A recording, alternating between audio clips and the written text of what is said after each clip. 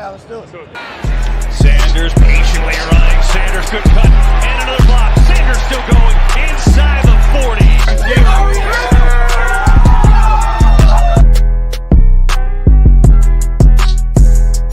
NFC East champs. Divisional champs. NFC champs. And world champs.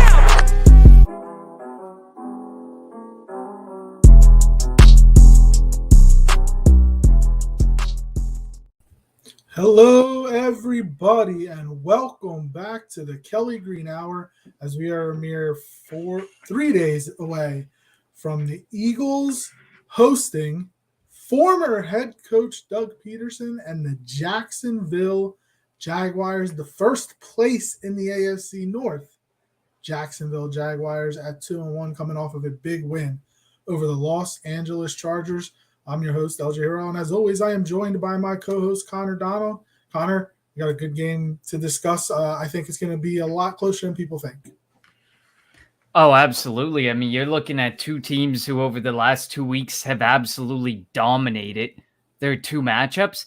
And to me, none more impressive than what Jacksonville did to the LA Chargers last week. Like, I don't think of those four games you pick that these two teams have played in the last 2 weeks, there is none more impressive than that Chargers game. And I understand that the Chargers are a little bit banged up and Herbert's playing through a lot of pain and so on and so forth. But 38-10 is not something you take lightly. And that looking back at that game is what kind of makes me a little nervous for this week. But it's definitely going to be a lot. I think this will be like the week one matchups we saw where they lost to the Commanders by 6. And we beat Detroit by 3. Like, I think we're going to be within that one touchdown scoring range. Maybe the Chargers are overrated, and maybe Brandon Staley's just not a good coach, and that's what's holding him. I know, like you said, injuries are holding him back, but like they brought in a bunch of guys on the defensive side of the football: Khalil Mack, J.C. Jackson, who's like only played I think one game. Now they lost Bosa. Yeah, they lost Bosa, but they haven't been able to stop opposing teams. So, I mean, we don't see them this year. We saw the Chargers last year. Excuse me. So, but we do see the Jacksonville Jaguars. And as always, before we start, follow us on Twitter at Kelly Green Hour. Follow Connor on Twitter at Connor10. Follow me on Twitter at LJHarrell54. Follow the Painted Lines on Twitter and YouTube at the Painted Lines, and follow Edge of Philly Sports on Twitter, Facebook, and YouTube at EOP Sports or Edge of Philly Sports. And if you are live on the stream, comment your thoughts on the upcoming game, who's going to be key for an Eagles victory, and even your prediction. And we will definitely, as we love to every time we stream, we like to get to the comments and get you guys involved. All right, Connor. So let's start with the Jacksonville offense, led by former number 1 overall pick Trevor Lawrence. I think Doug Pederson has been the biggest bright spot for for Trevor Lawrence. Obviously, Urban Meyer was awful last year, and now you have Trevor Lawrence. Doug Pederson he's really good with quarterbacks. We saw what he did with Carson his first year, and even with it's tough to put a kind of how he did with Hurts because it was only 4 years, and obviously that locker room, that quarterback room was fractured, even a relationship between coach and quarterback. But he is good with quarterbacks, and I think Trevor Lawrence Doug Pederson is going to be able to get everything out of Trevor Lawrence. Absolutely. And I mean, as much as we may not like Press Taylor's been really solid for quarterbacks as well. So that duo, which we knew Doug Pederson would bring Press Taylor as soon as he was hired, that duo does some really good things for the quarterback position. And Trevor Lawrence has some solid weaponry to use. Like Christian Kirk has definitely exceeded my expectations. I kind of thought he was overpaid and that he would kind of bust, and he just busted the wide receiver market altogether in free agency, which he definitely did. Still overpaid. Definitely overpaid, but he's showing his worth. He's doing really well. Zay Jones is doing really well. Marvin Jones is that trusty veteran. Like, they have the wide receiver room built very well and built exactly as you would want it to be built for most teams. And then, of course, you have Evan Ingram and then the two-headed monster of Robinson and ETN in the backfield. It's actually a really solid offense. And when I was looking at the offensive line data, they're actually not that bad on the offensive line. They actually have allowed 25 pressures, and they're one of 4 teams to only allow 1 sack.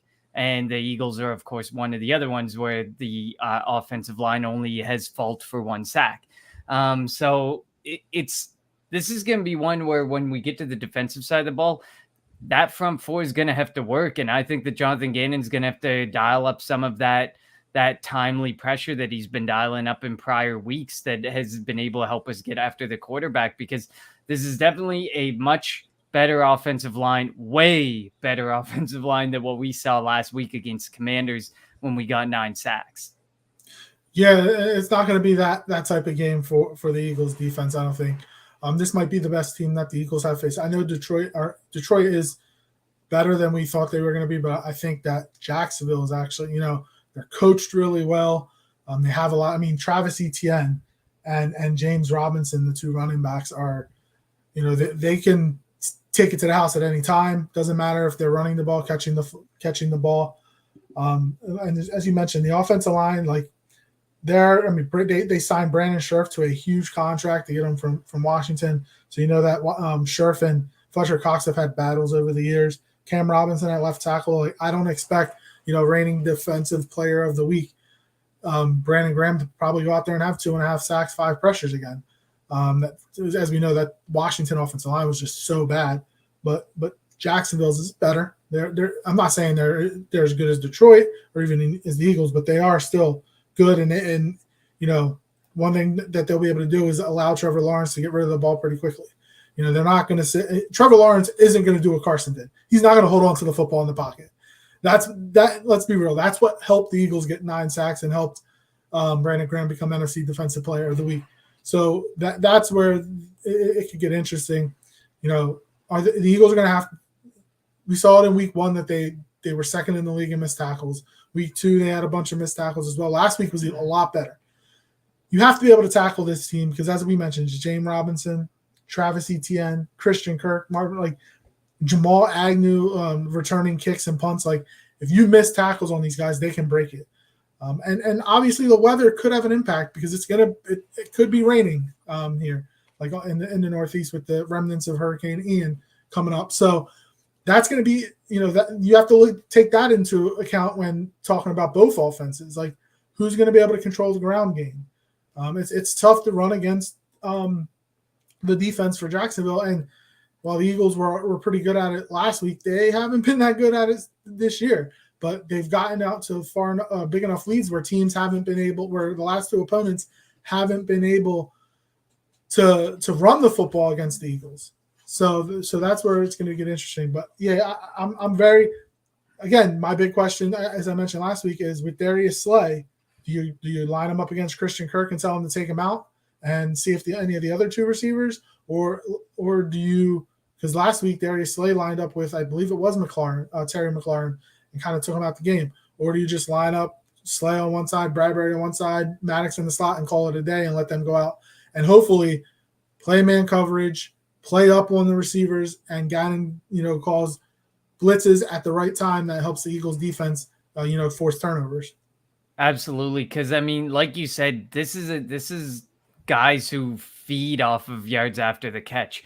Guys like James Robinson feed on the yards after contact. Travis Etienne forcing the missed tackles. Christian Kirk forcing the missed tackles. If you're giving them too much yardage, too much cushion to play with, these guys will make you miss tackles. And it's an unfortunate reality of the Philadelphia Eagles that we also haven't been the greatest of tackling teams. While we buttoned it up a bit last week, it was hard not to have every aspect of your defensive game buttoned up the way that the Washington Commanders were playing. So it's going to be a very different ball game this week when you have these guys coming to town. And that's not to deny the talent that Washington has at receiver.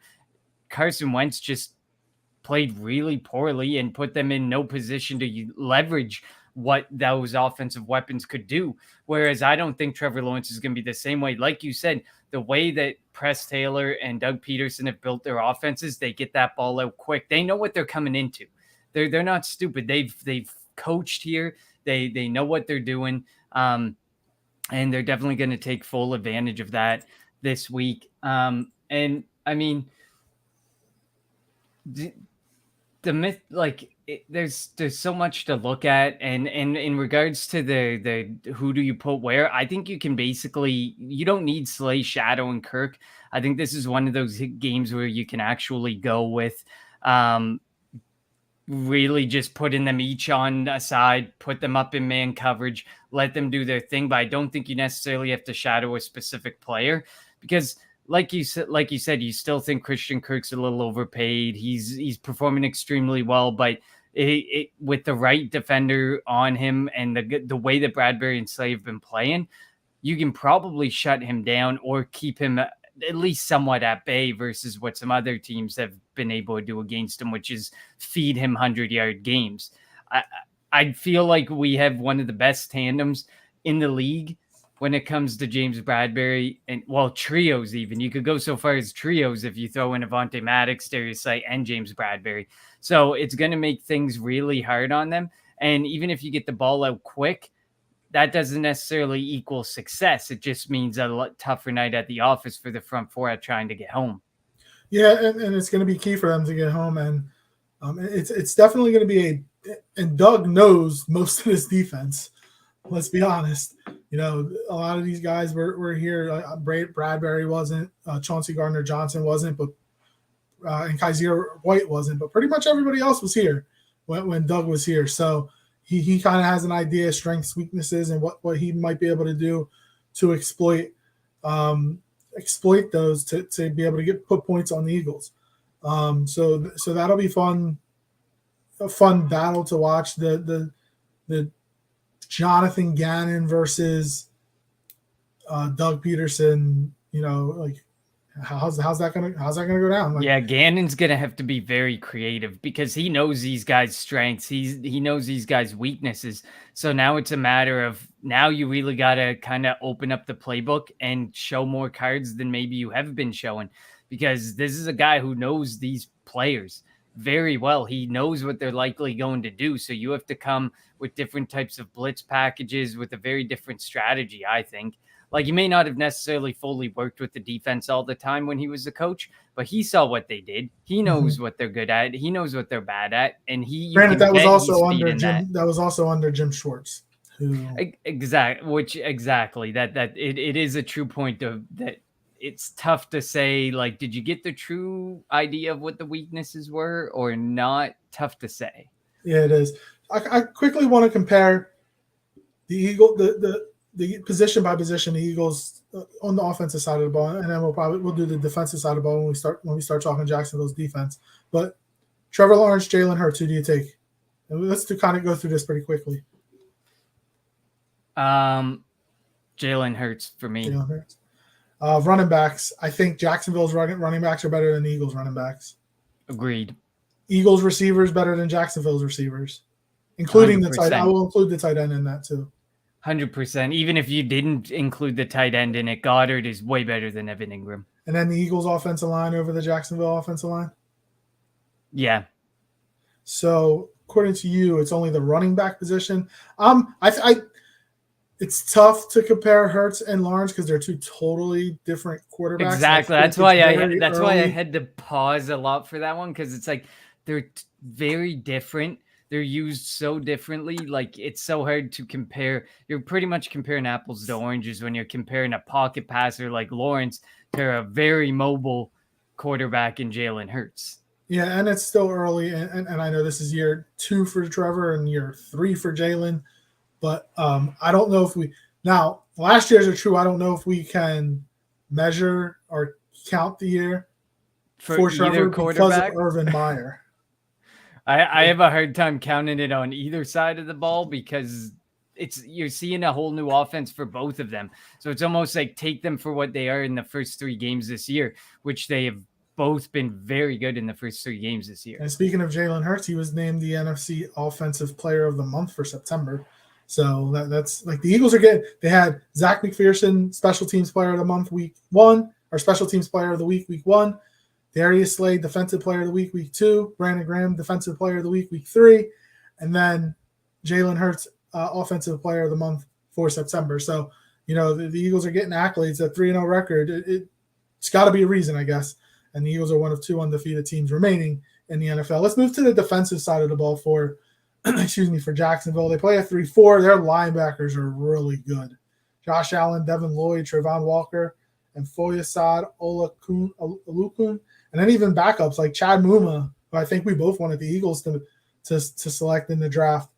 They have a lot of talent at the middle, in the middle of their defense. And in the last couple of weeks, the Eagles have been able to exploit the middle of the field. I don't know if they're going to be able to do that this week. No, I agree with you. Those linebackers are beasts. I mean, you saw it last week. We struggled to get the run game going. And while we kind of, we say we avoided it, but we still ran the ball. I think it was almost 50-50 offense. So they still made every attempt to get the running game going, and we could not get through that front 4 of the Washington Commanders. I think this is you're facing an even bigger challenge. While the front 3 may not be incredible, they are talented, but while they may not be great, you probably aren't getting much past the 5 yards out once you start running the football. Once everyone starts crashing down, those are some guys you do not want crashing down on you, because those are guys who are going to make plays and make things happen. And also, when we were talking about the draft last season, I would have loved to have had Devin Lloyd as well. Devin Lloyd was like the guy to really alter the linebacking. Didn't Jacksonville get him in the 20s, like 27 or something like that? Yeah, they got him. They got him in the back end of the first round. And while obviously now that everything's played out, would we go back in time and change anything about this offseason? Probably not, especially since where we could have theoretically taken Devin Lloyd, we got AJ Brown. So, yeah. I mean, at the end of the day, I'm not going to go back on getting AJ Brown in that position at all. But Devin Lloyd's been a monster. Devin Lloyd's been having a really good season so far. All these lanes that Jalen Hurts has had, I don't know if he's going to be able to have them with this athletic linebacker Agreed. that Jacksonville has. So that's where I think the game plan is going to have to change this week for the Eagles. Like, you obviously don't want your quarterback running 10, 15, 20 times a game. And it's kind of going down 17 the first week. I think 10 week 2 last week. It wasn't, I think it was like 8 or 9. This is where he's going to have to show, or he's going to have to be a passer, and he should be able to have success with his receivers against the secondary group of Jacksonville. Like Shaquille Griffin is hobbled. I think he'll play. But AJ Brown should be able to win that matchup. Tyson Campbell, that's a Devontae Smith, should be able to win that matchup. The safeties for Jacksonville, like Andre Cisco, he was talked about coming out of the draft. I think that was this year, but they're not anything special. So this could be a game, and I know the weather is going to dictate that depending on if it's raining or not, but this would be a game that the Eagles should throw the ball, be looking to throw first, run second. I 100% agree. I think there's definitely more of an opportunity to take advantage of the passing. When you look at it, yards allowed, they've allowed 300. Jacksonville, the defense has allowed 323 yards. 55 of those were rush yards. 268 of those were through the air. You're definitely hitting it out of the park when you say that they have to go pass first. And I mean, anybody can look at those stats, and Gannon's seen them, and he is not going to make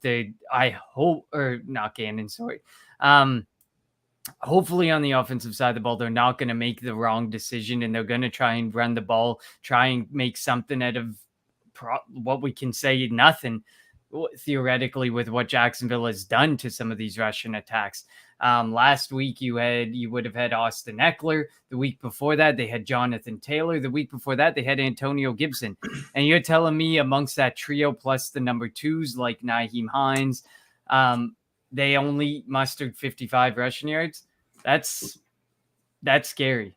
And especially after watching us try and get the Russian attack going last week and not being able to get it going, it is definitely something I do not want to see them try and force at that offensive or defensive line at all. Yeah, this Jacksonville team is a physical team. And as Dave says, if we call 10 QB runs this week, I feel like that won't be a good thing going by the scoreboard. You're probably right, Dave. Not against this Jacksonville team, and like this isn't the Jacksonville team of old. Doug has them playing inspired football, and they're going to want to come into Philly playing inspired football for Doug Pederson. He was unceremoniously fired, and obviously things went haywire in 2020. So maybe it was right on both sides, on the Eagles side and Doug's side, for them to split. But yeah, that's going to be the interesting thing. Like, what game plan? Because week 1, the Eagles ran the ball primarily. They threw it a little bit, but I think it was more of a run package. Weeks 2 and 3 was throwing. So we know that the Eagles can win doing both, but they also haven't played as good of a defense as this Jacksonville defense. No, definitely. I mean, you even look, they've only allowed 12.7 points this season per game. So it's definitely a really good defense, and you don't want to take it for granted, but you can see there is a weakness there. There is something that the Philadelphia Eagles can attack. Exactly. It's a secondary. It's all about this is probably not going to be a Dallas Goedert game. This is probably a game where, again, A.J. Brown, Devontae Smith will probably see 10-plus targets, both of them, and they're going to have to make a lot of things happen, because you're not going to be able to lean on Jalen Hurts' legs as much. While they haven't really faced a super mobile quarterback in that schedule, they played Justin Herbert, Matt Ryan, a hobbled Justin Herbert, Matt Ryan, and Carson Wentz. So they haven't really played a quarterback like Jalen Hurts. So they'll definitely have to shift their game plan a little bit. And while Jalen Hurts and his legs won't completely come out of the game plan, it definitely will have to be used less. And we definitely need to see that arm. And I think this is one of those games where, Jalen could be backed into a corner and be forced to prove to us that he can make the plays happen when we need them to happen, because he's not going to be able to lean on his legs or maybe necessarily the offensive line holding up for as long as it's held up the last couple of weeks. And that's not to say anything that it can't happen, but it's less likely than in the prior weeks. And you had talked about on Tuesday that you wanted to see if Jalen Hurts could come back late in the game, and this could potentially be the opportunity that he's going to have to. We don't know how the game is going to play out. We know that the Eagles are a good team, but they also haven't played a murderer's row of teams or quarterbacks. So this is where things like it's so tough going into a game like this, only because the emotion was high on Sunday against Washington, but they could actually hit Carson Wentz. You can't go out and hit Doug Pederson. It's not like Doug Pederson's actually playing. He's just coaching the game. So like it's going to be high emotions on both sides of the football, and that could definitely have an impact early in the game. And all you seem to hear is this talk of there's so much positivity around Doug Pederson coming into Philadelphia for good reason. Like you said, it was an unceremonious fire, and the whole way that everything went down was didn't necessarily look that great for the Philadelphia Eagles in the front office. But it's too much positivity in my eyes. We have to have a drive to win the game and not just praise Doug Pederson because, yes, he was the coach who brought us the Super Bowl and all that. And I get it. And I get why he expects to be cheered and why he should definitely be cheered. But it can't be all about this positive. Like last week, there was some positivity around Carson Wentz. They said some good things, but they also said, we're going to beat the shit out of him. So exactly like you said, you can't do that with Doug Pederson. It's more of a mind game. And can this Philadelphia Eagles team take less of a physical game and turn it into winning the mind game that is the return of Doug Pederson to Philadelphia? Yeah, and as I had mentioned, the Jaguars are going to play up for Doug, try to get him to win in Philly, the team he won the Super Bowl with, and his statue's outside the stadium still. So it's definitely going to be a unique game in that aspect. All right, so let's compare the position groups on defense. The defensive line We know that the Eagles, they got 9 sacks last week. They have a lot of veterans up front. And then, Milton Williams and Jordan Davis and Josh Sweat, also like the young guys. Who do you think is favored? It's different too because Jacksonville plays a 3-4. They got Folorunso Fatakasi, Devon Hamilton, and Roy Robertson Harris. Who has the advantage on the defensive line of the ball? I'm going to have to go with us, but I would split it up and say, like, the guys attacking off the edge in Jacksonville, I like a little bit more. Like, I guess not coming off the edge all the time, but the prospect of Devin Lloyd, Trevon Walker, Josh Allen is a lot scarier and seems to be a little bit more productive than what we've seen minus the last week's game in Washington. So I like Cox and Hargrave over, what you see in the 3. You take the 3, like I kind of look at it as the 3 that are there versus our 2 interior guys when you're looking at it this way. And I take Cox, Hargrave, and Jordan Davis, of course, who's been really good, doing really good as well. I would take that like interior of the defensive line. The exterior, the outside of it, though, I'm not necessarily so much bought into Josh Sweat, Brandon Graham, and Hassan Reddick being superior to the 3 names we had mentioned from Jacksonville. Yeah, I agree with you there. If you kind of split it up, because even though the Eagles play a 4-man front, they still have that 3-4 tendencies, especially with Hassan Reddick. And let's move to the linebackers. I think that as good as the Eagles linebackers have been this year, because you're white, TJ Edwards has been a beast. He's been really good. We've talked about Josh Allen, Devin Lloyd, Trevon Walker. Like, they're really good. They're going to be all over the football field on Sunday. I think I would take Jacksonville's linebackers. Yeah, I would agree with you there on the linebacker front. While TJ Edwards, like you said, has been really good, Kaiser White, you haven't heard his name called a ton. He's been solid, but not anything special. And so for me, I would definitely lean the way of the linebackers as well. And then go into the secondary. I mean, I think the Eagles have the edge there as well. The trio of cornerbacks, I think, are the best trio of cornerbacks in football. And Marcus Epps has been really good at safety. A lot better than I thought he was going to be. We all know how I felt about Marcus Epps coming into the year. And then Chauncey Gardner-Johnson's just becoming more and more comfortable. And the more and more comfortable he becomes, I know he got over on a play late last week. It was in the third or fourth quarter. Didn't have any impact on the game. So as he's becoming more comfortable in the defense, he's going to have faster reaction time. So I think our secondary is definitely better than, and as you had talked about a little bit while ago, the secondary is the weakness of this Jacksonville defense, and that's where the Eagles are going to have to attack and expose to try to put points on the board.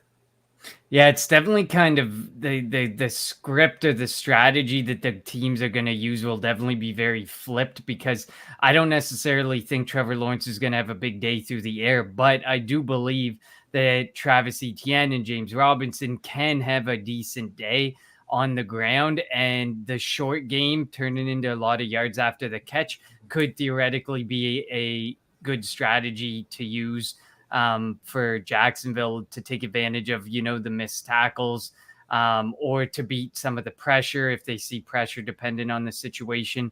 So it would be a very different strategy than on our side of the ball, where we clearly have to go to the air. It has to be through the air, because there's just no way based off of last week alone, and then looking at who we have to go up against on the ground this week, there's just no way that I can see us doing that well on the ground or opening up much by forcing the ground game against this front 7 that they have in Jacksonville.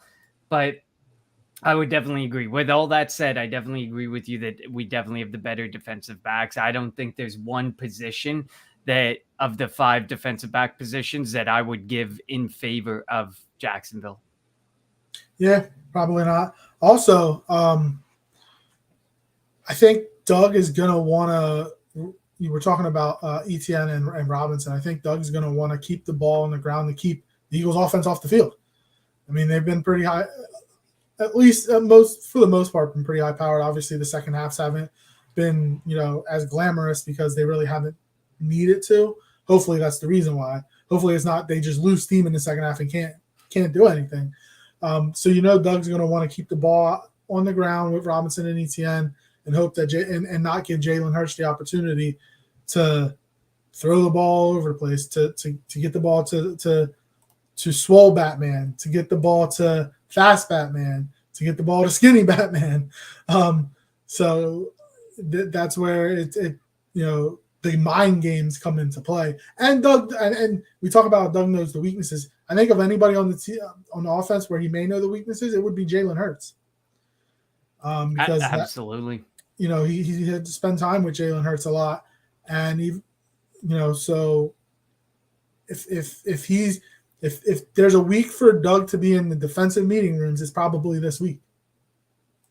I agree. And when you look back at the games, the Eagles have either dominated or been 50-50 in regards to time of possession. And you really can't have that. Like, in order for Doug Pederson to see a really successful game, I think it needs to look like the flip side of the Eagles-Vikings. The Eagles dominated that game with a 36-minute time of possession to the Vikings 23 minutes. He needs to have that time of possession land similarly in favor of Jacksonville, where you own it by like 75% of the playing time or 65 to 75% of the playing time. You need to own that. Because if not, like you said, one play we saw it so many times in the last 3 weeks, one play can change so much for this Philadelphia Eagles offense, whether it's a big run, whether it's a huge Devontae Smith catch, whether it's A.J. Brown catch and run that goes for 30 or 40 yards. We've seen a lot of massive plays, and the less time that they're on there, the less likelihood that that's going to happen to the Jaguars defense. So I definitely agree with you on that front. There's going to be, it's such different strategies that both sides have to use because the strengths and weaknesses are so different for both of these teams. Like, I don't think it's like any other matchup we've had to break down or analyze yet that Philadelphia has faced this season. No, I mean, and then next week against Arizona could be a totally different thing going up against, Kyler Murray and that offense. And quickly on special teams, I think that for place kicker, I would take Elliott over Patterson. For punter, I would take Cook over Siposs, and for kick returner, punt returner, I'm taking Jamal Agnew over whoever the Eagles put out there because we know what our return game looks like, especially if your boy Britton Covey is back there. Agreed. Completely. I don't know what's going to happen this week because obviously we've talked about it a few times over the last couple of weeks that Britton Covey's at chance number 4. You call him up, that man is getting a contract and you have to keep him on your roster or waive him. So there's going to be definitely going to be a major decision that has to be made. Do you roll with definitely? I don't want to see Devontae Smith back there. The competitive nature in Devontae Smith, he's going to want to, if he sees enough space, he's going to want to try and return a punt. And I don't want to see it. While it looked really good last week, the one punt he did return, there's a reason it was one punt and they pulled him off. Because it's like, okay, that was kind of scary. We watched you run the ball and you got clobbered by these guys charging with ill intent on the person who's running. He was good at it. I know it's college, but he was good at it in Alabama. I mean, I would be fine, right now we're staring down Quez Watkins and Kenneth Gainwell. Quez has the speed and I like it, but we don't carry enough wide receivers to risk a wide only receiver. 4 receivers, yeah. Yeah, we carry 4 and you could carry a 5th in Deion Kane, but if Quez Watkins gets hurt, it's a very different game with Deion Kane and not Quez Watkins out there because Quez Watkins is that speed that we really need and that's really helped open up that offense. So I don't know where I stand on the punt return, kick return front this week. I think we're in a bit of a conundrum for what we need to do to get that right. I think it's too late to make a big decision on that position. Probably should have been done in the offseason. Find somebody that was going to work and make it work. And they didn't really give Devin Allen a whole lot of a chance. which I would have He's liked to not have a seen, punt. but I don't think he's a returner. I don't think he's a returner either. It's just his speed. Like at minimum have speed, but I don't know if I can trust that he's always going to catch that football back there, because if he was given the majority of the punt return opportunities in the preseason, I'd be a bit more confident, but I don't, maybe he's doing more in the practice squad. I guess all we'll know is what happens on game day or just prior to game day when Philadelphia makes their decision to elevate people from the practice squad. And Dave's right. Smith might be good at it, but he agrees if we risk it and it goes wrong, now we're all questioning why Smith was out there. Yeah, I mean, it's a catch-22. It's a no-win situation for Sirianni and special teams coach Clay on, who to put back there. And you're right, they didn't prioritize it. And I feel like that's something the Eagles, there's a couple of positions that we feel like the Eagles don't prioritize, and sometimes it comes back to bite them in the butt. So let's talk about Doug Pederson returning real quick. We anticipate him getting a roaring round of applause. The Eagles are probably going to put out a video, obviously him holding the Super Bowl trophy. And then the game starts. And obviously he's not, Carson Wentz, who's on the field, touches the football, you can boo him. Like whenever he touches the ball. Jalen Reagor, whenever he's on the field, you can boo him. What type of reaction? How do the fans? It's different with Doug because he won the Super Bowl and he didn't do anything wrong. Like to be fired, he had a difference of opinions from Jeffrey Lurie and Howie Roseman. So how do the fans react to this situation? It's totally different than the last 2 weeks.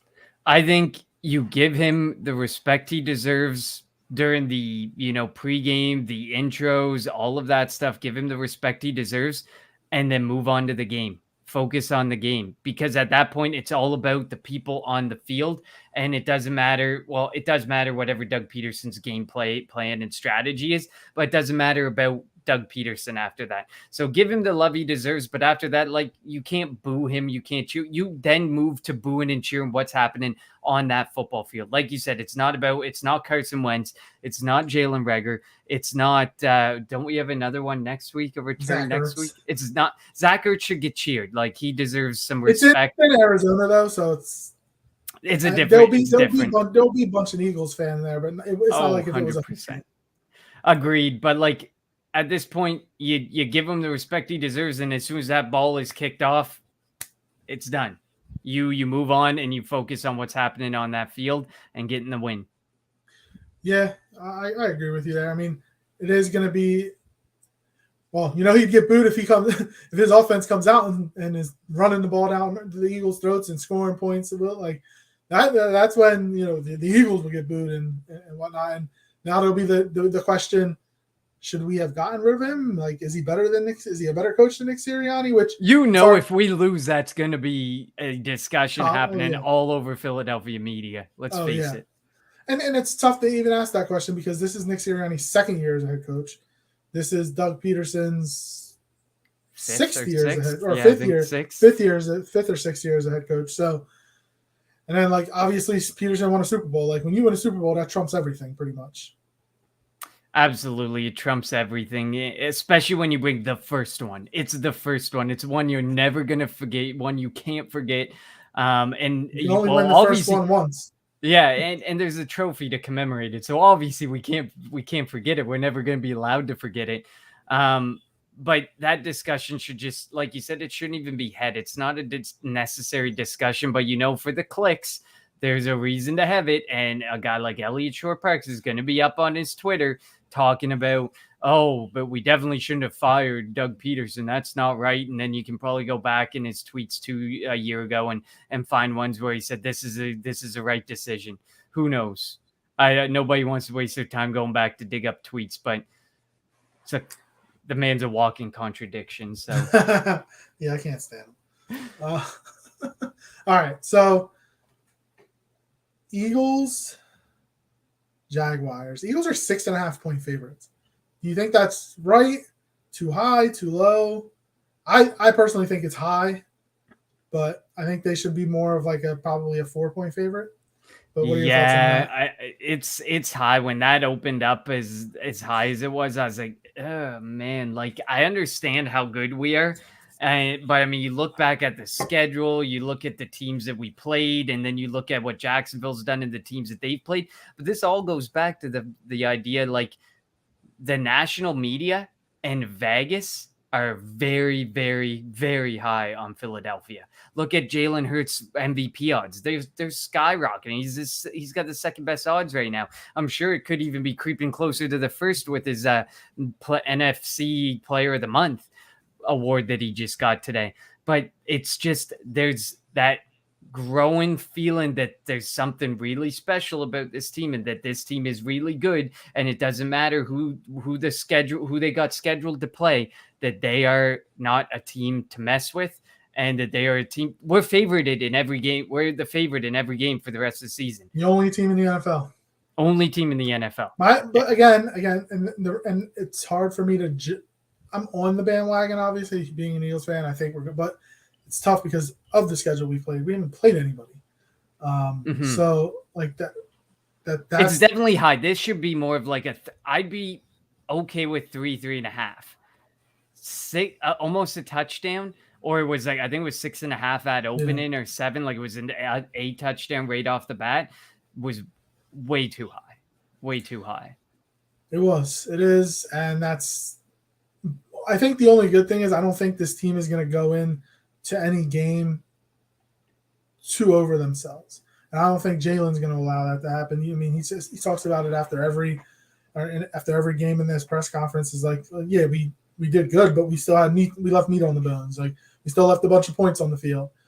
So they're still coaching points for Sirianni to get this team to play at an even higher level, which would be crazy if they were able to go to a higher level. But the last time the Eagles were 3-0 was Carson's rookie year, and they finished 7-9 that year. So I'm not getting like over the moon, best team in the NFC, best team in the NFL type of vibes yet, but it could come. It could come as the season goes on, depending on how they look. And like all these rankings that have the Eagles as the number one team. I mean, I would have the Dolphins as the number one team. Their schedule, they beat the Patriots, they beat the Ravens, and they beat the Bills. Like their schedule has been actually really tough. So yes, Dave, we are doing predictions. Coming right up. Yeah, we'll do them in a couple minutes. But yeah, so like I personally, I'd have the Eagles as maybe the second or third best team in the NFL. Dolphins probably number 1, Bills number 2 right now. Just that's the way I seeing the games so far. That's the way I would line up the teams. Definitely. I mean, is there a part of you that can say, "Oh, Miami's gotten lucky," and look at how they would? I saw somebody say they're never going to beat the Bills that way again. Like that was a lucky game. It doesn't matter how you get it done. The point is you got it done against teams you needed to get it done against, and so I would agree with you. I think we're more like in the 3 to 5 range. But I wouldn't be necessarily at number 1 yet. We have clearly dominated the last 2 games. That is obvious. There's no debate. And I think that's one of the big things that people lean on is maybe the Detroit game was a fluke game because, it was that extended preseason game. And the last 2 games are the real Philadelphia Eagles that we're going to see for the rest of the season. But, I mean, yeah, I agree with you. I don't think I'd have us 1. I mean, you could argue 2 or 3, but I don't think 1. Yeah. All right. Since Dave asked for it, let's get to prediction time. So, Connor, I want kind of offensive player to look out for, defensive player to look out for, and your score. Okay. Hold on. I know Dave's being facetious with this. Eagles and Dolphins combined are no match to the Cowboys. They've been the best team the last 27 years or whatever. At least that's what I hear. Where's our Cowboys? Terrible. Poor. Yeah, where's the Cowboys fan? We always have at least 1 or 2 drop in and throw in comments. They should be here to defend themselves. Every time I pick a high-scoring game, it ends up not being that way for one side of the football. So I feel like, and the over-under for this is 45. So I don't know. I kind of think this could be like a real good defensive game where there's a lot of frustration coming from both quarterbacks. So I'm going to go with a 27-24. It's pretty high for a good defensive That's 51. game. So you're over. Yeah, I am on the over side. I can't get off of picking high after the way both these teams played. But then you look at their defenses. Okay, I'm going to tone it back. 21-17 for the Philadelphia Eagles. I think the Eagles are going to get the W. I think, like you said, while we can debate who has the more superior defensive line versus defensive backs, I think when you put it all together, the defense for the Philadelphia Eagles can probably get it done and get it done when you need them to get it done versus the Jaguars, who Jalen Hurts, if he's willing to uncork that ball like we've seen in prior weeks, is 1 or 2 plays away from putting the game completely out of reach in against Jacksonville if our defense can shut them down again. Players to look out for. I am looking for I got to have Jalen Hurts on this one. I want to say AJ Brown and Devonta Smith, or Quez Watkins, but I mean, we've said them every single week. We've worn them down completely. This is a game where we could actually see Jalen Hurts backed up against the wall, and we're having a very different discussion next Tuesday when we review this show. So I think I'm going to roll with Jalen Hurts because I think he needs to have a big game through the air, not on the ground. Defensively, there's been one guy who has been used very creatively in this defense, and that's TJ Edwards. I think this is going to be a big TJ Edwards game because I don't think the front four are going to be enough to get that pressure. I think this is going to be a game where you have to scheme TJ Edwards after Trevor Lawrence. And while it may not necessarily turn into, sacks all the time, if I see a game where if I see like 5-6 pressures like that, and maybe with a QB hit or two, like that's the type of game I could picture from TJ Edwards if Gannon schemes him up and gets him going after the quarterback. I just feel like that's the type of game. And I mean, I can't go with Darius saying stuff. Some of them have been way too obvious. Whereas I think TJ Edwards, we talk about him a lot, but we never give him that credit that he deserves as being a guy who can have a major impact like he has had in 2 games, 3 games, every game pretty much. He puts his stamp on it, but it doesn't happen as often, or you don't see it as often as some of the other guys on the field. Yeah, and TJ Edwards has been really good. One of the better linebackers in all of football, and the way he blitzes and whatnot, he's been all over the field. All right, I'm going to go on the offensive side of the football. I'm going to offensive line. They weren't able to run the ball as successfully as they would prefer last week. They're going to have to do that. If they want to open up things down the field, they're going to have to be able to somehow, some way run the football. And I think that the offensive line is going to come with a purpose. And Jason Kelce wants to wear the bat cape. So, and Darius Slay, I don't know if it was yesterday or today, he said that Lane Johnson and Jason Kelce are not going to be fat Batmans. They're going to be sexy Batmans. That's their name. They're sexy Batmans. So I think the Eagles will score on a screen this week so that one of the linemen can put the cape on. So I'm going to go the offensive line for the Eagles. On the defensive side of the ball, I'm going to go Marcus Epps. Like you talked about, we don't really talk about TJ Edwards. We really don't talk about Marcus Epps. But he has been as consistent can be for the Eagles. And he's it's still early, and you want to see more, but he's starting to prove that he can be a long-term solution at safety with Chauncey Gardner-Johnson. Like we talked about, the Eagles don't prioritize the safety position, but they made the trade for Johnson, and Marcus Epps, played his way into a starter role over the last couple of years. So he is proving that he can do it at the safety position. So that's. I agree. I think the big thing with Epps is you just he's not like a ball hawk, so he's not going to go and make that game-changing play there. Where he changes the game is the fact that I think he's missed 3 tackles. I think it's a 13% rate, which sounds like a lot, but it's not actually that bad when you consider the tackles he's making and the plays that he's making. You can kind of forgive and forget versus some of the other missed tackles that we've seen from other guys out there.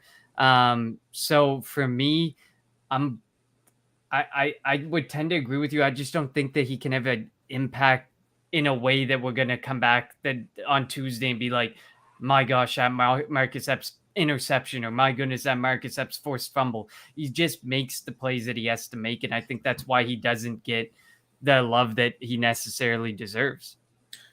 That's true. But, and he's might have to make a tackle against Etienne or Robinson, and it could be big. Might have to make a tackle against Christian Kirk. It could be big. My prediction, 24-21. I'll just leave it at that. 24-21. Well, I mean, you could really hit the score, so I didn't look. I'm not I picked the Vikings to win, and I was wrong, and I was happy to be wrong. I did pick us to win last week, I think, against Washington, and I picked us to beat Detroit. So, look, anything can happen this week. I just think it's a total. It's just different this week because of the why aren't the Eagles using Nakobe Dean? They don't need to use Nakobe Dean. They really don't need to use Nakobe Dean right now, and that's a good thing. You don't want to rush Nakobe Dean onto the field, and at this point, like, you'd be debating taking out Hassan Reddick or Kaiser White or TJ Edwards, which at most Kaiser White would be the one that you pull, but has he done anything he hasn't done anything. Like, I understand, like, I've seen some tweets this week kind of overreacting to Nakobe Dean not being on the field. We got him in the 3rd round. Like, teams passed on him multiple times. He is the future leader of this defense. I agree. I think that he in the future is going to be very important, but at this point, we just don't need him out there. He could be put out there and do better than Kaiser White or TJ Edwards. But at this point, what's the point in making that move when it's going on the whim of an if versus what we already know and what we're already seeing? Yeah, exactly. Like, we don't need to force him onto the field. And I don't think he has an injury thing going on. And obviously that was the talk in the draft. But, like, this is allowing him to keep his body fresh. And when he's out there on special teams, he's playing. So, and when he gets on, if he's needed on defense, like, later this year, he'll be ready. Like, he's able to learn behind these guys, see the game from the sideline. And that could be big for that could be big for a young guy like Nakobe Dean. All right, Dave. The Eagles win 24-21. Are you happy? I agree with him. I think you needed to put a stamp on that final score. So I'm a superstitious person when it comes to like Eagles games. And the first 3 weeks I've gone and watched it with Shane. This week I'm not, because I'll be driving back from this wedding. So if the Eagles lose, you can put the blame on me. I'm letting you know now, because I won't be where I've been watching the first 3 games of the year. Just so you know. Okay, we'll take that. I'll take the blame if the Eagles lose to the Jaguars, and we can talk about it on Tuesday. All right. So you have the Eagles winning 21-17. Yeah. I have the Eagles winning 24-21, right at the over/under. So, yeah, it should be a good game. It should be a good game. Ooh. Now that's an interesting take. Yeah, that's a nice view on Dean. I trust that he will be at Parsons in the future. I think they play different roles. They do. They're very different. Like, Micah Parsons is like Hassan Reddick. Like, if you were to comp where they would be, whereas Nakobe Dean will definitely be a rock in the middle of that defense. I'm not saying he'll be this player, but he's Ray Lewis. Like, he's not going to be rushing. Like, he'll rush the passer every once in a while, but he's going to be in the middle. He'll be calling the defense. He'll be controlling sideline to sideline. Where, like you just said, Michael Parsons, he goes after the quarterback. And if the reference here is that he's going to be as important for the Eagles as Parsons for the future, okay, we can talk about that. I would definitely agree with that point, but I think we have to be patient with Dean because we don't need him right now. Yes. All right. Well, that was fun. Hopefully, should be a good game. It'll be emotional at the link. The link will be rocking. They'll give Doug his flowers at the beginning of the game, and then hopefully afterwards. What's more delicious, beating Peterson or Wentz? I think it was beating Wentz and putting him on the ground. I think the QB hits was 16. I'm definitely going to go with beating Peterson beating Wentz because beating Peterson is just, we're beating the Jaguars. Wentz, and as much as I like Wentz, he cried his way out of town, I guess, unfortunately. And yeah, people have defended Wentz, but you can't respect him as much as Peterson necessarily. Like, if you get what I'm saying, you can, I guess, but I don't know. I respect Peterson more, but yeah. All right, so we'll see what the game is like on Sunday, and I think, as I mentioned, the weather could play a big part in it, as we're going to have the remnants of Hurricane Ian. Connor has the Eagles winning 21-17. I have the Eagles winning 24-21. We'll see what happens on Sunday between the 3-0 Philadelphia Eagles and the 2-1 Jacksonville Jaguars. As always, thank you for listening to and watching the Kelly Green Hour. Fly, Eagles, fly. You want Philly food? Yeah, let's do it. Sanders patiently running. Sanders, good cut.